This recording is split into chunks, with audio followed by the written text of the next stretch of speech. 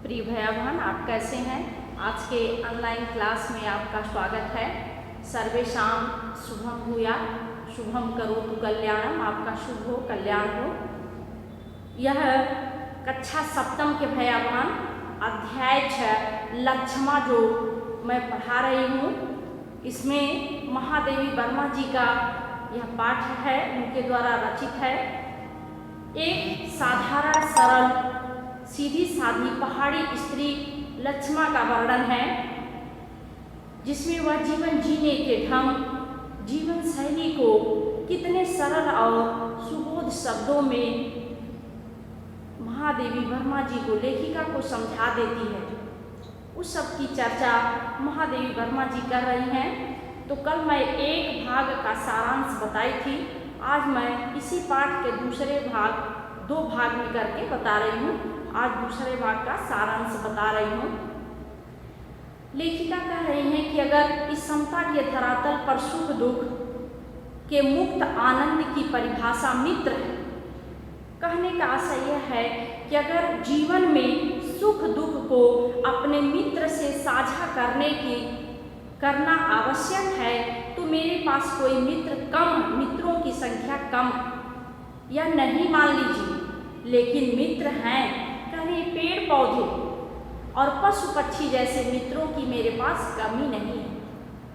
लेखिका के बहुत सारी रचना, जैसे मैंने आपको श्रृंखला की कड़ियाँ, अतीत के चलचित्र, यामा, निहार, रश्मि, नीरजा, शांति, उसी तरह से इनकी मेरा परिवार, गिल्लू आदि ऐसी इनकी रचना है जो पशुओं पर या छोटे छोटे जीवों पर लिखी गई। नीलकंठ जो एक मयूर पर लिखा गया है।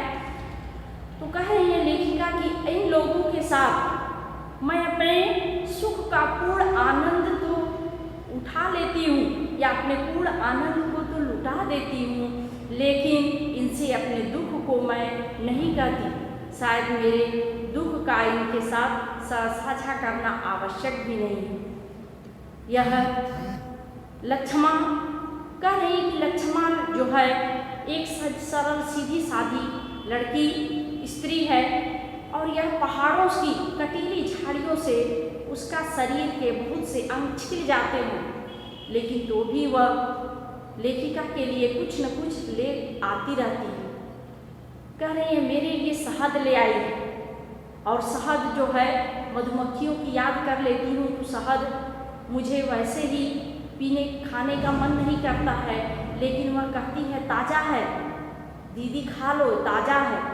कहती है ऐसे आग्रह से मैं उसको ना भी नहीं कर सकती, क्योंकि जब मैं पढ़ते विद्यार्थी जीवन में थी या उस बचपन में भी, माँ के अतिरिक्त मुझे बहुत कोई खाने के लिए इस तरह नहीं किया है। कह रही लेखिका कि जब वह आग्रह करती है याचना पूर्वक, तो उसे खाने में मैं विवश हो जाती हूँ।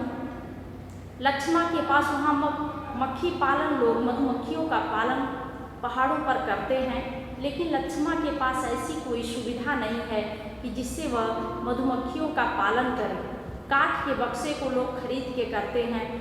लक्ष्मा के एक घर की दीवार फट गई है, उसी में वह ला के पकड़ करके मधुमक्खियों को रखती है कि यह अपने छत्ते को लगाएंगे, लेकिन मधुमक्खियाँ नहीं लगाती हैं। कुछ उदार मधुमक्खियाँ जो उस पर कृपा करके वहाँ आती हैं और फिर वहाँ छत्ता लग जाता है, वही शहद ले करके वह लेखिका को देने गई। कभी वह दूध दही मक्खन, कभी पत्ते पर मक्खन, ताजे मक्खन को लेके जाती है, कभी दही लेके जाती है, कभी दूध लेके काठ के कुल्हड़ में दूध लेके जाती है। ऐसे सब ले जा, जो भी सामान उन्हें खाने के लिए ले जाती है, बड़ी याचना पूर्वक उनका निवेदन करती है कि तुरंत खा लीजिए। और कभी कभी लेखिका क्या कहती हैं, ऊब जाती, लिखती पढ़ती हैं, सदैव लिखती रहती हैं, तो कहती हैं कि तुम्हारे, अब मैं आऊँगी तो पहाड़ों पर रहूँगी, और जिससे मेरे लिखने पढ़ने में कोई दिक्कत नहीं होगी। बड़े विनीत भाव, विनम्र भाव से कहती है कि मेरी भैंस की जो पड़िया है वह 2 वर्ष की है, वह 4 वर्ष की जब हो जाएगी तब आप पहाड़ पर रहिएगा, चोटी पर, तब वहाँ मैं आपको इसका दूध मिल जाएगा, क्योंकि एक भैंस पड़िए का दूध तो बूढ़ी बूढ़ा उसके जो माता पिता हैं और भतीजे भतीजी के लिए है, और एक पड़िया का दूध आपके लिए होगा। और मैं आपके छप्पर को वहाँ ले जा कर के डाल दूँगी, आपके लिए ताज़ा पानी सब कुछ आपकी व्यवस्था कर दूँगी। जब आपका मेरे मुझसे बात करने का मन करेगा तो मैं आपकी सब सामान संसाधन नीचे ले आऊँगी। ऐसी बातों को सुन करके लेखिका और कहने के साथ वह विनीत भाव से एकदम विनम्रतापूर्वक इनके चेहरे की ओर एकटक देखती है। ऐसे सरल स्वभाव की बिरले लोग ही होते हैं। लेखिका कहती है, कुछ दिनों एक दिन मैं हिमालय का चित्र बना रही थी और इस हिमालय के चित्र को आई और लक्ष्मा देखी तो कही, इस तरह से का चित्र तो मैं भी बना सकती हूँ। एक मुझे कागज़, नीले रंग का कागज़ मिल जाए, हरा रंग मिल जाए, सफ़ेद रंग मिल जाए तो मैं भी ऐसा चित्र बना सकती हूँ। लेखिका बड़ी विस्मित हो गई कि नीले रंग का कागज़ क्या करूँ। कहे, नीले रंग के कागज़ से तुम क्या ऊँचाई।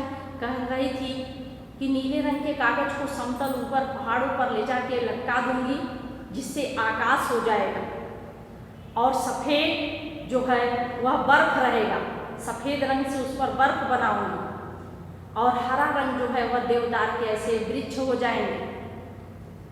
इस प्रश्न के उत्तर को सुन करके वह लेखिका विस्मृत हो गई कि मेरे एक चित्र बनाने से इसका दिमाग कितना दूर तक गया।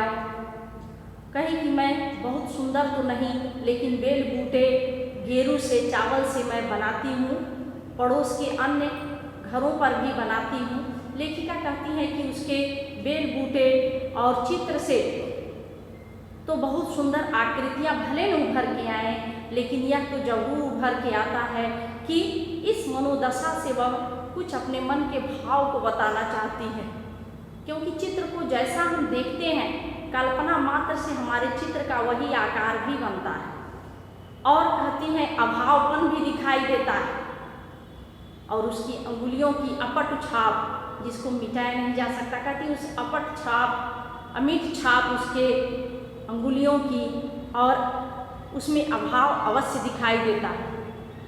कुछ वर्षों के बाद, कुछ दिनों के बाद अब लेखिका को वहाँ से शहर आना है। यह सुन करके बड़ी चिंतित है और इधर उधर से अंगूर के गुच्छे को तोड़ तोड़ करके ला करके देती है। कुछ वर्षों के बाद जब लक्ष्मा के ससुराल के लोगों को पता चलता है कि लक्ष्मा जीवित है, तो ससुराल के कुछ लोग उसके पति को के साथ लेकर के आते हैं उसे ले जाने के लिए। लक्ष्मा जाने से मना कर देती है, लेकिन अपने पति को कहती है कि अगर आप चाहें तो आपके साथ मेरा विवाह हुआ था, आपकी मैं जीवन साथी हूँ, आपकी मैं यहाँ सेवा करूँगी, अपने स्वयं भूखी रहूँगी, लेकिन आपके खाने की व्यवस्था करूँगी, अपने मैं अच्छी जगह भैंस या भैंस के पास सोऊंगी, लेकिन आपको ये पोती लिपि जो अच्छी छप्पर है इसमें सुलाऊंगी, पड़ोस से खाट मांग करके आपके लिए लाऊंगी। मतलब सोचिए कि वह पति अपने पति की किस तरह से सम्मान और इज्जत करती है। लेकिन पति भी अबोध है, क्योंकि उसके मस्तिष्क का पूर्ण विकास नहीं हुआ है। दूसरे के आज्ञा पर ही वह कार्य करता है। सब उसको लेकर के चले आते हैं और वह आने से मना कर देती है कि वहाँ जाएंगी तो फिर आप लोग हमें पीटेंगे, मारेंगे, और मेरे बूढ़े माँ बाप और भतीजे भतीजी की जिम्मेदारी हमारे ऊपर ही है।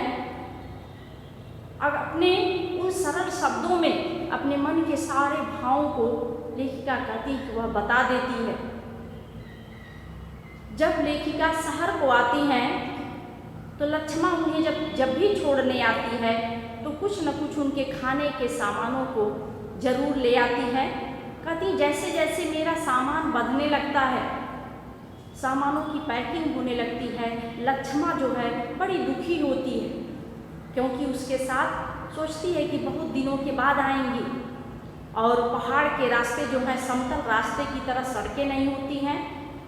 कह रही लेखिका ऊबड़ खाबड़ रास्ते में दाएं बाएं जाते हुए कटे पीटे रास्ते में जो पतली पतली सड़कें बनी हैं, कुछ देर के बाद लक्ष्मा तो हमें दिखाई नहीं देती है, लेकिन उसके कंठ रुदन, रुदन मतलब रोना, और उसकी सिसकियाँ और उसके कंठ से जल्दी आना, अच्छा से जाना, कहीं ऐसे शब्द मुझे रोते सिसकते सुनाई देते हैं।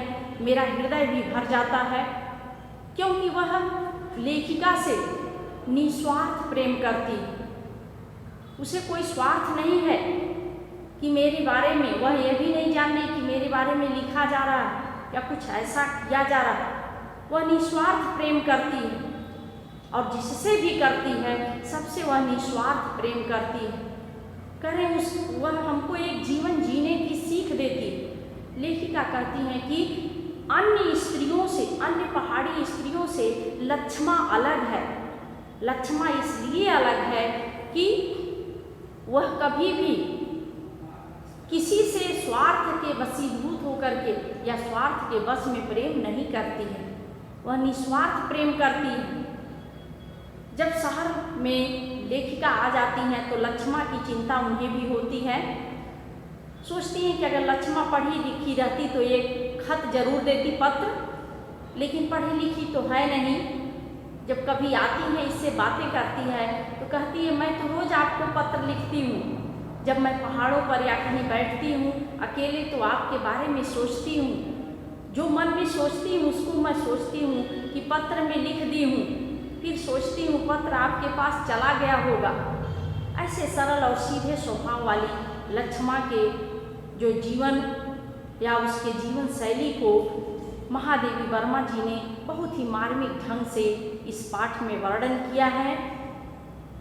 इस पाठ के जितने भी उसके द्वारा किए गए जो कार्य हैं, अपने माता पिता से तो सब प्रेम करते हैं, पशु पक्षियों से और अन्य लोगों से जो बिना किसी स्वार्थ के प्रेम करे वही व्यक्ति सर्वश्रेष्ठ माना जाता है। लक्ष्मा के मन में समाज के किसी भी व्यक्ति के प्रति, यहाँ तक कि जिस ससुराल से उसे इतना प्रताड़ित किया गया था, इतना उसे मारा पीटा गया था, उस ससुराल के प्रति भी लक्ष्मा को लेस मात्र भी, थोड़ा सा भी उसे दोष नहीं, अर्थात उसके प्रति उसे कलुषता नहीं है। वह किसी से कोई कलुषता नहीं रखती है, कोई भेदभाव नहीं करती है।